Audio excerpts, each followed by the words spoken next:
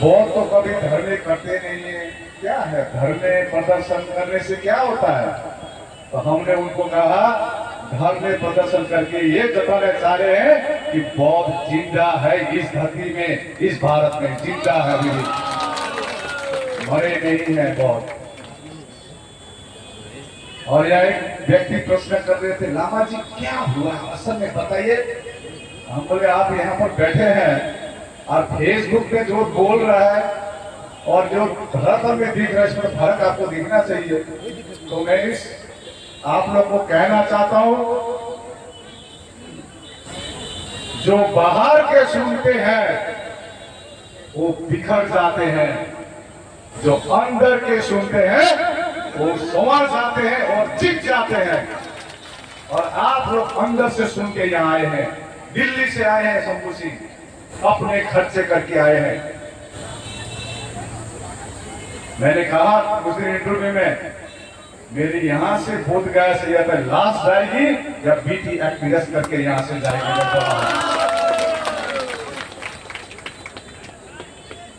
जो लांछना लगा रहे हैं कहां है?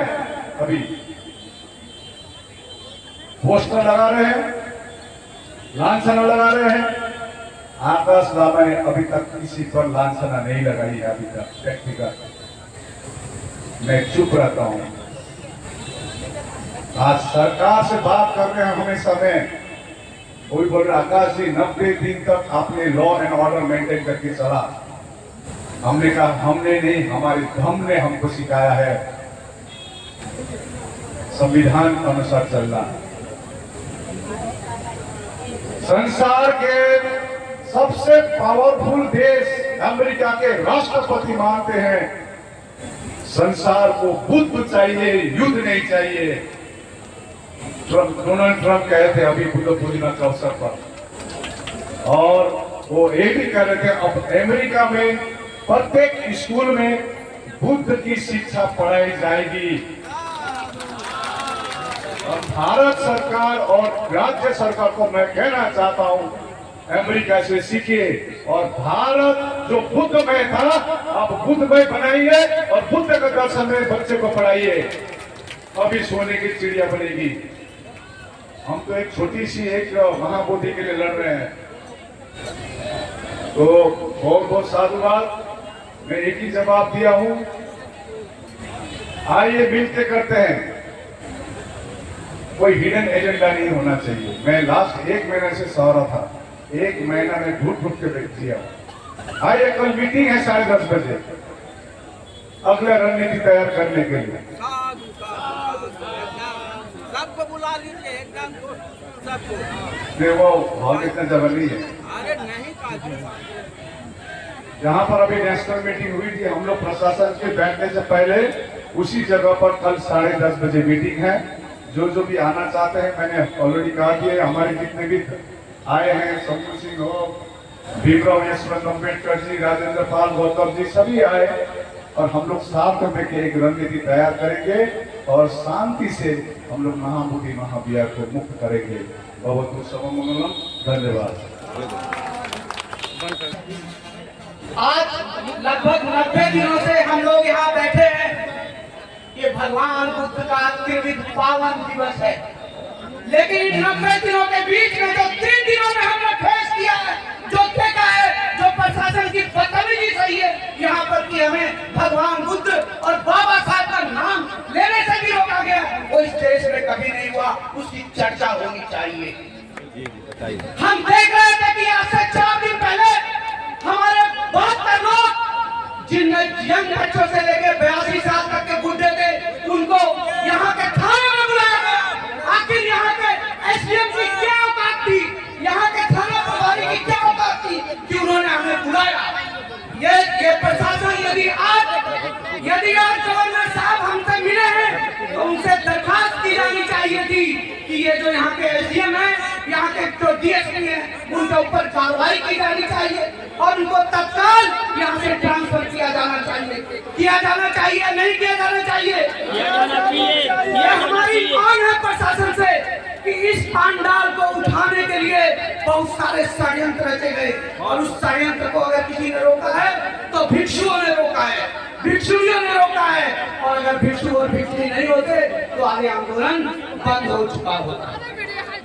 अगर कोई व्यक्ति ये एक मिनट शांत रहिए, अगर कोई व्यक्ति यह सोचता है कि यह आंदोलन वो चला रहा है तो इसकी गलत फहमी है। चाहे वो कोई 4 हो या 2, ये आंदोलन समाज चला रहा है, समाज का आंदोलन है, घर घर से आंदोलन चल रहा है। ऊपर बात करो ताकि ये मीडिया और ये आंदोलन लोगों का आंदोलन है, जनता का आंदोलन है, घर से का आंदोलन है। ये आंदोलन किसी व्यक्ति का नहीं है, ये आंदोलन खत्म नहीं होगा, ये आंदोलन चलेगा। इसको जितना कुचलने की कोशिश करोगे ये आंदोलन उतना ही उठेगा। अब बहुजन और बौद्ध में अंतर नहीं रह गया है। बहुजन का मतलब बौद्ध है और बौद्ध का मतलब बहुजन है।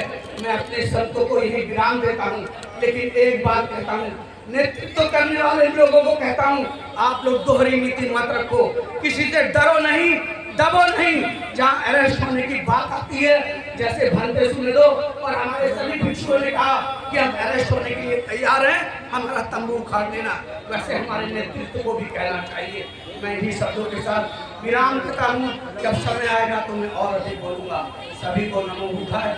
जय भीम मांग है, उन्होंने बदतमीजी की है जीवों के साथ, भिक्षुओं के साथ।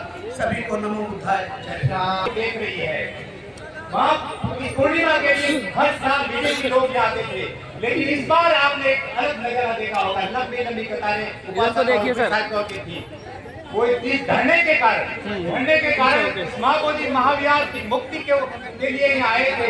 जन सैलाब उमड़ पड़ा था यहाँ पंडाल में, सड़कों पर और महाबोधि महाविहार के बाहर भी। दुनिया आपके साथ है। आप सिर्फ एक महाबोधि महाविहार के लिए संघर्ष, उसकी मुक्ति के लिए संघर्ष नहीं कर रहे, बल्कि आप एक वर्ल्ड हेरिटेज, इस बात को आपको मीडिया के सामने लाना होगा, जन समूह के सामने लाना होगा। आप संघर्ष महाबोधि विहार के लिए सिर्फ नहीं कर रहे, ये यूनेस्को की वर्ल्ड हेरिटेज है, विश्व की धरोहर है। एक महल, एक छोटा सा महल, ये पूरा समुदाय ने, एक महल का परिवार ने उस पर कब्जा कर लिया है। और अगर हम याद करें 1881 की, सर एडविन एनलॉर्ड ब्रिटेन के थे।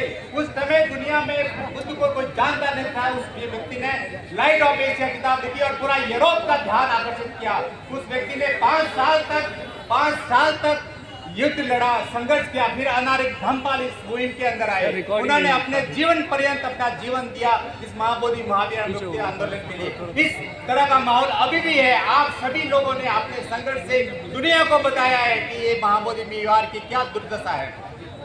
विवेकानंद उनके साथ थे, स्वामी विवेकानंद उनके साथ थे, रविंद्रनाथ टैगोर उनके साथ थे, और उस समय के बहुत प्रगतिशील लोग भी महाविहार मुक्ति आंदोलन के साथ अनारिक धम्मपाल जी के साथ थे, और उन्होंने केस लड़ा भी था, मुकदमा जीता भी था। अभी वो माहौल आपके पक्ष के अंदर है, दुनिया आपके साथ के अंदर है। आपको ये बार बार इंटरनेशनल मीडिया के अंदर ले जानी होगी, क्योंकि वहां पे इंटरनेशनल जो लॉज है, कल्चरल हेरिटेज को बचाने के लिए, अपनी धार्मिक स्वतंत्रता को बचाने के जो लॉज है वो खुले हैं। कुछ महीनों पहले सिर्फ भावनाओं के आधार पर अयोध्या का मंदिर का जो फैसला है उनके पक्ष में दे दिया। साकेत था, हमारा पुरातत्व जाग कर कह रहा है कि वो साकेत था, वो भगवान बुद्ध की भूमि थी, लेकिन सिर्फ भावना के आधार पर उनके पक्ष में दे दिया।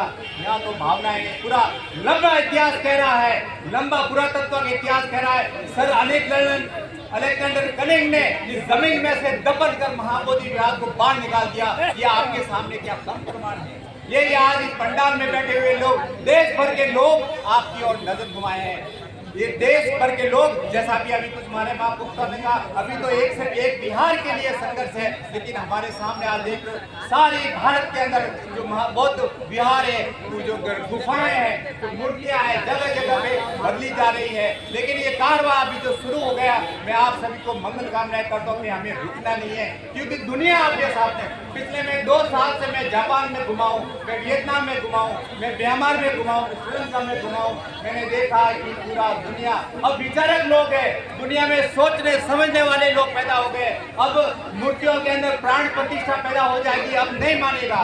नए जमाने के लोग हैं, युवा पीढ़ी, चाहे वो ग्रामीण हो या बढ़िया, वो बुद्ध का अनुयायी है, क्योंकि वो चिंतन करता है, वो विवेक करता है। भगवान बुद्ध ने महाबुद्ध दंपति जो गाथा है, सनातन धर्म है जो ये महाबुद्ध भगवान बुद्ध का है, इस बार के आरंभ में चलता है। ये मैं अपनी ज्यादा लंबी बात नहीं करूंगा। अब अगर भगवान बुद्ध के प्रति श्रद्धा जगानी है, इन तीर्थ स्थलों के प्रति श्रद्धा जगानी है, तो हमें धर्म को बढ़ाना होगा। जो भगवान बुद्ध की देशना है, तो बर्दाश्त कर रहे हैं, युवा पीढ़ी को बढ़ाना होगा। अगर आपने युवा पीढ़ी में धर्म नहीं फैलाया तो आने वाले समय में आपके आसपास जो बुद्ध विहार है सुने पड़े रह जाएंगे। इसलिए मैंने इस कड़ी के अंदर मेरे माता पिता की याद के अंदर 1,84,000 धम्मपद का प्रकाशन किया है और देश भर में वितरण हो रहा है 1,84,000।